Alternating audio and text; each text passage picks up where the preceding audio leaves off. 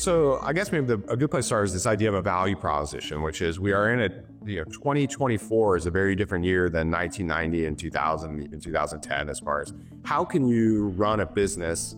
Like my business has to be successful and profitable. Otherwise, I can't bring on talented people as employees and partners. I can't serve clients the way they deserve to be served. So I have to have a robust business model. What I think is different compared to the traditional wirehouse model is that a client walks in and tells me what they need.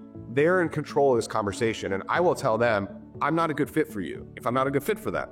Thankfully, I have an incredible Rolodex of friends I trust dearly in the industry who might be a great advisor for this person. But there's various reasons why people aren't great fits for us, and we might not be a great fit for them. So as you described, a well-articulated value proposition. Then there is, if you go to a wirehouse broker style thing, you are fitting into their mold. They have fact sheets about how they work with people instead of you sort of telling them how you want to work with somebody. The trade-off is I run a two-person firm. We're small and nimble and boutique, and I love that. I don't really want to work with that many more people. Like we're having a blast, we're serving people well, clients are happy. But if you called me and said, hey, Ruben, I love the way you manage money. I want to pull some money out to go buy a home. Can you help me get a mortgage? No, I can't help you get a mortgage. I'm not a bank, right? So I know people. I know the realtor I like in Austin, Texas, where I live, that if you live here, that I want you to use. I know the mortgage places that I trust and that I know clients have used before that have done well, I thought, by them. But I don't have any products to cross-sell you on. That can be good and bad. I run a business. I'm going to market myself. I'm going to tell you, hey, you don't want me involved in the mortgage world. I'm just going to cross-sell you on all these different products. I'll be selling you investment products, life insurance products, mortgages, banks, loans, whatever it might be. If the one person that is controlling your financial life also has products behind them, somehow they're going to find a way that all those products should be owned by you, right? So as an independent firm, I would say it's a lovely ecosystem to find yourself in. I always say that there's good people and good intentions everywhere. It's not like people that work in wirehouses and brokerage firms, which sounds like is the vast majority of advisors in Canada. They're not bad people per se. I would just say, all else equal, what ecosystem do you want to find yourself in? And any chance to hire someone who's an independent thinker, who's not incentivized to put anything in front of you and get a kickback or commission, that's a really nice ecosystem to be in. Doesn't mean there's not shitty independent advisors and fantastic brokerage advisors. That is also true, but it's an all else equal statement. And so I just sort of hope that people, the person that they gravitate toward happens to be in the independent space, because it's a lovely place to be. There's a reason why that these 19,000 RAs you're talking about in the US, that the vast majority of firms that are launching right now, they frankly happen to be a lot of people like me. Today's world, we went through COVID. We reassessed what we wanted our own life to look like. I worked at a big fancy corporate job and I wore a tie every day. I now don't have to do that stuff. And that's really nice for me. I love my old job. A lot of more people should be interested in my old job. It was sweet, but it wasn't for me anymore. I reassessed what I wanted to do, and I said, I have this expertise where I could go serve people intimately and grow this boutique firm. I happen to be able to bring on an incredible partner, and now we're doing it together. A lot of people see that and say, wow, that's a cool life that can exist as a small firm owner in today's world.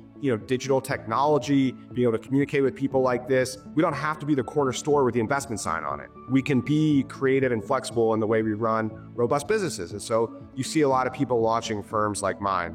And we've sort of put our finger on, we don't ever want to be more than a 5 or 6 person firm. A 5 or 6 person firm in the way that we serve people, that's probably 3 senior advisors, 2 support advisors, and then maybe some administrative staff.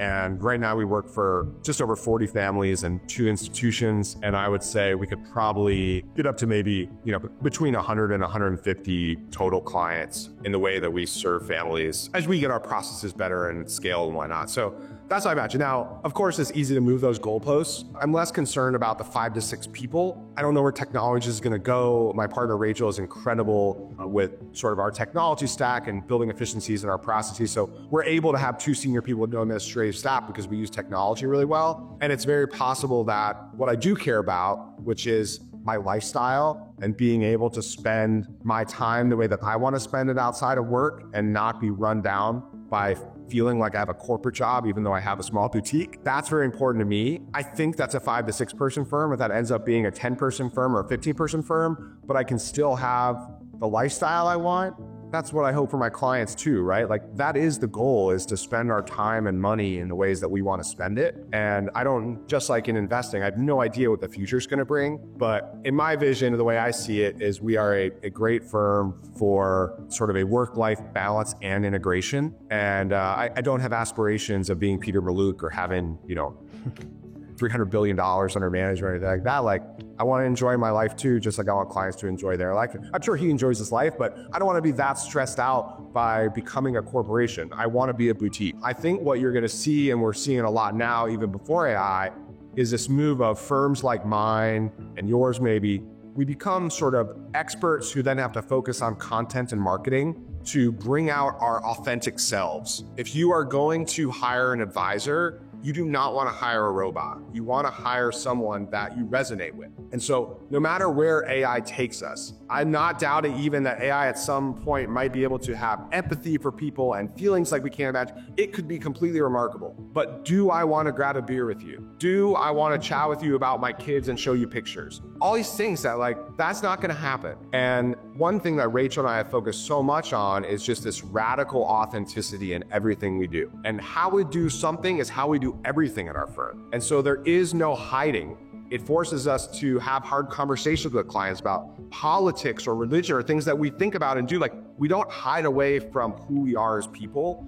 And I would say that as firms begin to niche down a bit, this is almost a second-on effect of that, which is that people want to be around people. And if you are still hiding behind the mask of a corporation, people come in, you have the product for them, not asking them what they need, not telling you what they need from you. And then also you're sort of pushing a product and process on them as opposed to just having a conversation, being yourself, getting to know each other. I think you're really missing the boat on why people would hire an advisor these days. So AI, it's changing the world. You talked about NVIDIA's price earlier in this conversation. Like, it is going to change the world even more, I think, than we can imagine.